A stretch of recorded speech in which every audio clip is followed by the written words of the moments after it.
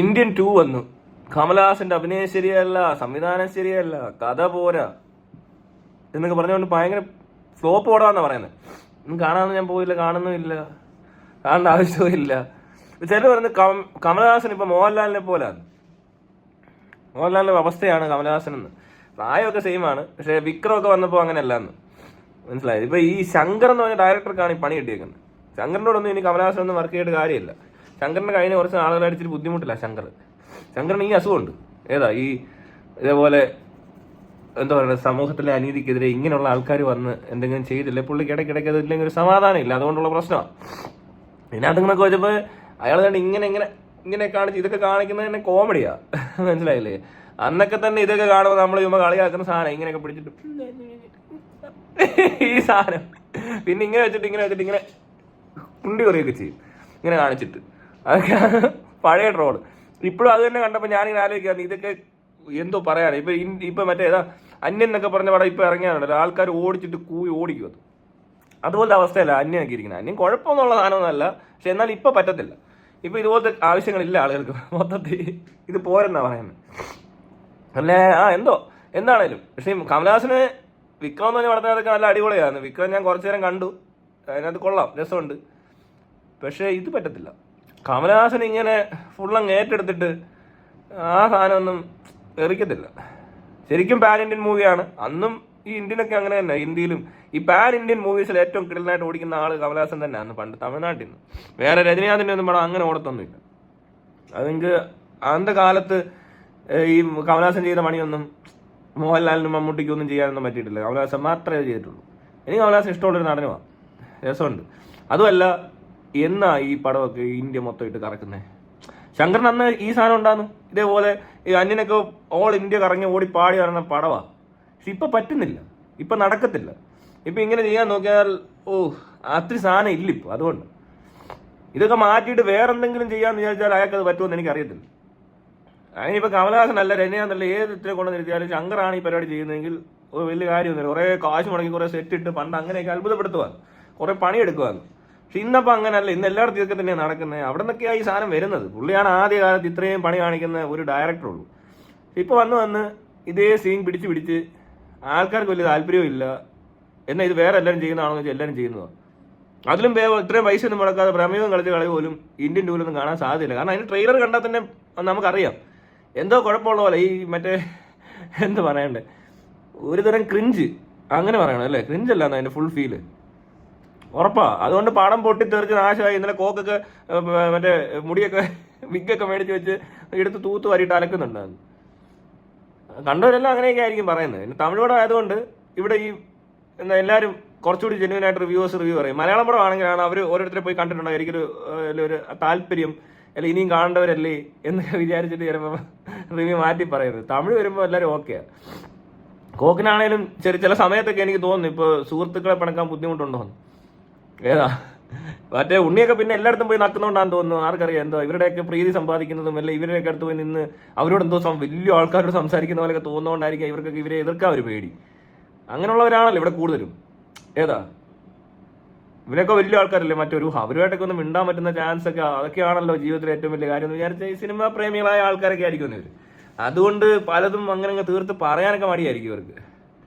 അതുകൊണ്ട് ഇവര് അങ്ങനെ തീർത്ത് പറയത്തൊന്നുമില്ല പലരും ഇവിടുത്തെ റിവ്യൂസ്. പ്രത്യേകിച്ച് റിവ്യൂക്കാരുടെ പണി എന്ന് പറയുന്നത് സിനിമാക്കാരെ പ്രീതിപ്പെടുത്തുക, അല്ലെങ്കിൽ അവരുടെ എന്തെങ്കിലും നക്കാപ്പിച്ച കിട്ടി പിന്നീട് പ്രൊമോഷൻസ് അങ്ങനെയുള്ള കാര്യങ്ങളൊക്കെ നേടിയെടുക്കുക. ഇതൊക്കെ ഒരു യൂട്യൂബ് റവന്യൂ അല്ലെ, ഇതുകൊണ്ട് എന്ത് രീതി ജീവിക്കാൻ സമ്പാദിക്കാം എന്നുള്ള ഒരു ഉദ്ദേശമല്ലേ ഉള്ളൂ എല്ലാവർക്കും.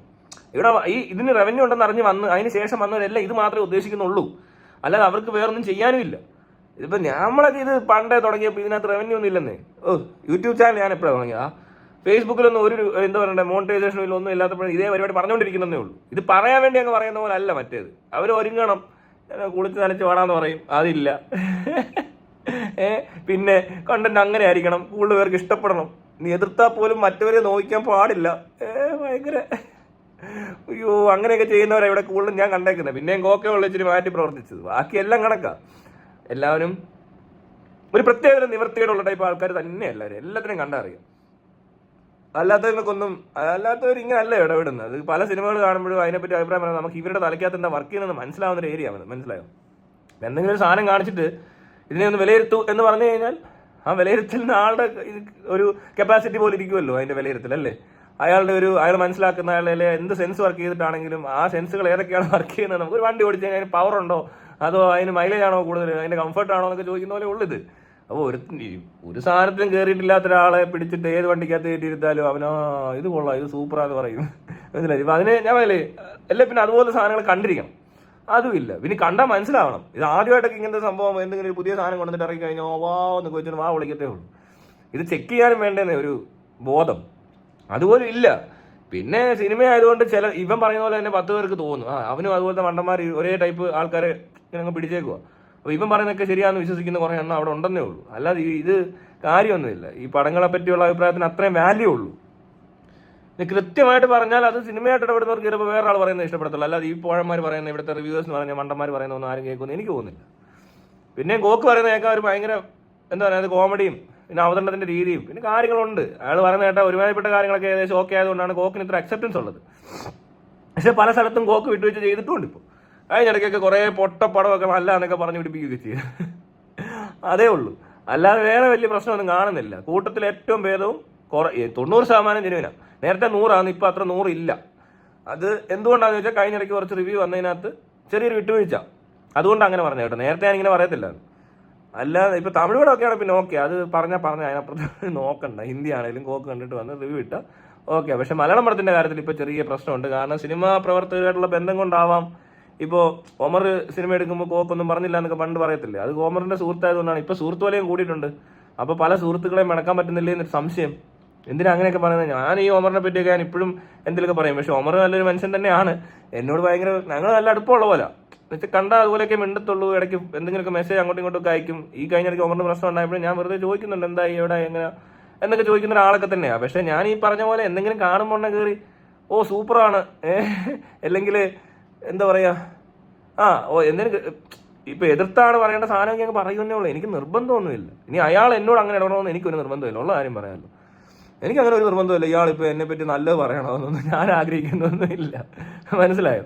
ഇപ്പൊ എന്തെങ്കിലും വിഷയം ഉണ്ടായെന്ന് കരുതുക, ഇപ്പൊ എന്തെങ്കിലും പ്രശ്നം ഉണ്ടായി, ബാല ഇഷ്യൂ നടക്കുന്ന സമയത്ത് ഒമറിനോട് ആരും മൈക്ക് വെക്കുമ്പോൾ എന്നെ സപ്പോർട്ട് ചെയ്ത് പറയേണ്ട ആവശ്യമുണ്ടെന്ന് എനിക്ക് തോന്നിയിട്ടില്ല. അയാൾ എതിർത്ത് പറയണോ അത്രേ ഉള്ളൂ. അത് അങ്ങനെയാ വേണ്ടത്. അല്ലാതെ പരിചയമുള്ള ഒരാളായതുകൊണ്ട് ഈ പറഞ്ഞ പോലെ എന്തായിരുന്നു ഒരു ചെറുക്കനെ 2000 രൂപ കൊടുത്ത് പാട്ട് പാടിച്ച ഒരു സംഭവം ഉണ്ടായി, അത് ഞാൻ എതിർത്ത് തന്നെ പറയത്തുള്ളൂ. എനിക്ക് അങ്ങനത്തെ ഒരു സാധനം ഇഷ്ടപ്പെടത്തില്ല. കാരണം ഒരു പുതുമുഖം അവനൊരു അവസരം തേടി വരുന്നു, അയാൾക്ക് അത്ര പൈസ കുറച്ച് കൊടുത്തത് ശരിയായിട്ടില്ലെന്ന് തന്നെ പറയത്തുള്ളൂ.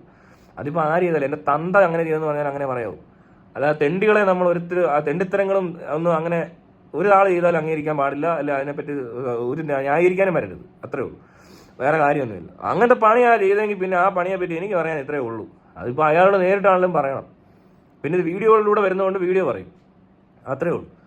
അല്ല പിന്നെ അതിപ്പോൾ ആരാളും അങ്ങനെയല്ലേ പറയണ്ട. അല്ല ചുമ്മാ നടന്നുകൊണ്ട് ഇത് ആരോടായി പറയുന്നത് അല്ലേ. പിന്നെ നിങ്ങൾ അയാളെ സന്തോഷിപ്പിക്കാൻ വേണ്ടിയിട്ടാണ് അയാളോട് നേരിട്ടങ്ങ് പറയുക, പുറത്തു വന്ന് പറയരുത് അല്ലേ. ശരിയല്ലേ? ഇത് നമ്മൾ ഒത്തിരി മനുഷ്യരോടല്ലേ സംസാരിക്കുന്നത്. അപ്പോൾ അവരോട് ഒരു ഇതില്ലേ, അയാളോട് മാത്രം ചെന്ന് പറയണം, അയാളോട് മാത്രം അതിൻ്റെ പരിപാടി നടത്തിയിട്ട് ഇപ്പുറത്ത് വന്ന് വേറെ പറയരുത് അല്ലേ. ഞാനിപ്പോൾ ഈ കാണുന്ന ഒരു 1000 പേര് കാണുന്നുണ്ടെങ്കിൽ 1000 പേരും ഇവിടെ അടുത്ത് വന്ന് ഞാൻ വേറെ എന്തോ പറഞ്ഞ് നിങ്ങളെ കൺവിൻസ് ചെയ്യുക, അല്ലെ നിങ്ങളെ അങ്ങനെ ധരിപ്പിച്ചിട്ട് എന്തോ നേട്ടം ഉണ്ടാക്കാൻ ശ്രമിക്കേണ്ട ആവശ്യമൊന്നും ശരിക്കും പറഞ്ഞാൽ ഇല്ല. പക്ഷെ ഇവിടെ ചിലർ എന്താ പറയുക ഒരു ഈ പൈസ ഇടപാട് വരുമ്പോൾ മാറുന്നതാണ്. ഞാൻ പിന്നെ ചില സമയത്തൊക്കെ എൻ്റെ ഫ്രണ്ട്സൊക്കെ സിനിമ എടുത്ത് കഴിഞ്ഞാൽ ചുമ്മാ പോയി എന്തെങ്കിലുമൊക്കെ പൊക്കി പറഞ്ഞിട്ട് പോരും. അതുപോലെ പരിചയമുള്ളവർ അങ്ങനെ താത്തി കെട്ടി പറയത്തില്ല. എന്നാലും കുഴപ്പമില്ല, ഇതൊക്കെയാണ് ഇത്രയൊക്കെ ഉള്ളൂ, ഇതിങ്ങനെയൊക്കെയാണ്. അങ്ങനെയുള്ളവർക്ക് വേണേൽ കണ്ടാൽ ഇഷ്ടപ്പെടുമെന്ന് പറയുന്നത് പോലെ അല്ലല്ലോ. മറ്റേ ചുമ്മാ ഭയങ്കര പൊളിച്ച് ഇതൊന്നും പറയണ്ട, ഉള്ള കാര്യം പറഞ്ഞിട്ടും വരാം. അതൊരു മോശം പറയത്തില്ലെന്നേ ഉള്ളൂ, മനസ്സിലായില്ലേ. എനിക്കങ്ങനെ മോശമായിട്ടൊന്നും തോന്നത്തില്ല പലതും. പക്ഷെ ചിലതൊക്കെ മോശമായിട്ട് തോന്നും. വളരെ മോശമായിട്ട് തോന്നിക്കഴിഞ്ഞാൽ പിന്നെ വളരെ മോശമാണ്. അതായത് പ്രത്യേകിച്ച് എങ്ങനെയാണെന്നറിയോ, ഭയങ്കരനാന്ന് പറഞ്ഞിട്ട് ഇപ്പോൾ ഞാൻ പറഞ്ഞേക്കുന്ന ആളുകളെല്ലാം ശ്രദ്ധിച്ചറിയാം. അവർക്ക് ആദ്യമായിട്ടൊരു കുഞ്ഞു പടമൊക്കെ ആയിരിക്കും. അതിനെ അതൊരു ശരിയായ നടപടിയല്ല. അത് അവർക്ക് അതിന് ഒരുപാട് ചാൻസസ് ഇനിയുണ്ട്. ഇവിടുത്തെ സിനിമാടന്മാരുടെ മക്കൾക്കും അല്ലെങ്കിൽ ഇവരുടെ ബന്ധുക്കൾക്കും കിട്ടുന്ന അത്ര അവസരമൊന്നും അവർക്ക് കിട്ടത്തൊന്നുമില്ല. അത് വെച്ച് നോക്കുമ്പോൾ ഈ അവന്മാരെ വെച്ച് നോക്കി ഇവരൊക്കെ ടോപ്പ് ലെവലിലിരിക്കുന്ന ആ നിലയിലെ ഞാൻ ഇവരെ കാണുന്നത്. ശരിക്കും ഉള്ള കാര്യം പറയാം. ചുമ്മാ ഒരു ചെറിയ സാധനം ചെയ്യുന്നെങ്കിൽ പോലും ഇവനേക്കാളൊക്കെ വേറെ ഈ നാറികളെക്കാളൊക്കെ ഒത്തിരി വേറെ ആൾക്കാരുണ്ട്. അപ്പൊ അതിനൊന്നും ഒരിക്കലും താത്തേണ്ട കാര്യമില്ല. അതേസമയം വലിയ പുള്ളിയാണ് ഇവൻ, ഭയങ്കര മറ്റവന്റെ മോനാണ്, മറിച്ചവന്റെ മോനാന്നൊക്കെ പറഞ്ഞ് വന്നിട്ട് മോന്റെ പവറെ കാണിച്ച് നടക്കുന്ന ചില നാറികളൊക്കെ എനിക്ക് ഇഷ്ടമല്ല. അതുകൊണ്ട് പറയുന്നത് അവർ ഭയങ്കരമാണെന്നാ പറയുന്നത് ഇവിടെ ഉള്ളവന്മാര്. എന്നാൽ ഈ പറഞ്ഞ മറ്റ് പലരെക്കാളും മോശമെന്നല്ല, ഇവർക്ക് റേഞ്ചില്ലെന്നേ. എന്ത് ഇവനൊക്കെ ചെയ്യുന്നേ, കുറെ പൊട്ടത്തരം. എന്നിട്ട് കുറെ പൈസ മുടക്കി അങ്ങോട്ട് മാർക്കറ്റ് ചെയ്ത് കഴിയുമ്പോൾ ഇവിടുത്തെ ബോധമില്ലാത്തവന്മാരെ പറ്റിച്ച് ജീവിക്കുന്ന പറയണത്തോന്ന് ഞാൻ കാണുന്നുള്ളൂ. അല്ലാത്തവരൊക്കെ കഷ്ടപ്പെട്ട് ഇതേപോലെ മറ്റേ സിനിമ കഷ്ടപ്പാടാന്നൊക്കെ പറയത്തില്ല. അത് ഇന്ത്യൻ ടൂലായിട്ട് എന്താ ബന്ധം? അവർ കമലഹാസൻ വന്ന് പറഞ്ഞു ആരോടെങ്കിലും എന്തോ കഷ്ടപ്പെട്ടെടുത്ത സിനിമ എല്ലാവരും പാക്കണ എന്നാ എന്ത് എന്നാ വന്നോ? അങ്ങനെയാണ് പുള്ളിയുടെ ശബ്ദം. തെന്നാലിക്ക് എല്ലാമേ ഭയം എന്തിയണ്ടാ അങ്ങനെയൊക്കെ അങ്ങനെയെല്ലാം പറയുന്നുണ്ടോ? കഷ്ടപ്പെട്ട് പെരിയ കഷ്ടപ്പാട്, ക്രൂവിലുള്ളവരെല്ലാവരും കഷ്ടപ്പെട്ട് അതെല്ലാവരും പോയി കാണണം, മലയാളികൾ കഷ്ടപ്പെട്ടവർ കാണണം എന്നൊക്കെ പറഞ്ഞ് കമലഹാസൻ ഇത് നടന്നോ ആവും. ഇവിടെയൊക്കെ വന്നിട്ടുണ്ട് അതിൽ ഒരുവിലൊക്കെ. എനിക്ക് അപ്പോഴേ ഒരു സംശയം തോന്നിയാണ് കേട്ടോ, പിന്നെ പറഞ്ഞില്ല. കഴിഞ്ഞ ദിവസം വിക്രത്തിനും വന്നിട്ടുണ്ടെന്ന് പറഞ്ഞു കേട്ട്. നാട് നീളെ നടക്കുക പ്രൊമോഷൻ എന്ന് പറഞ്ഞു കമലഹാസൻ.